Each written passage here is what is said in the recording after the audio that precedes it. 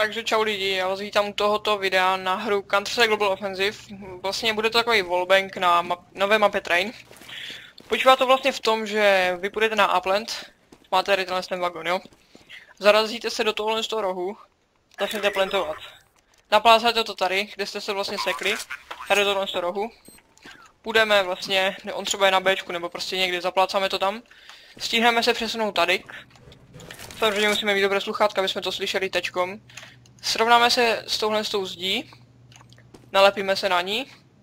Máte vlastně tuhle zeď, jo? Tady máte tuhle kachličku, tuhle. Tak. A tady vlastně máte tuhle čáru. Půjdeme nahoru do tohle čáry, vystřelíme. A budeme různě do ní střílet, doprava, trošku doleva. A teď se podíváme, kde nám to střílí, jo? Přesně do té oblasti, kde ten týpek stojí a defuje. A jednoduše ho to zabije. Takže já děkuji, že jste to video zhlídli a like, please. Čau čau.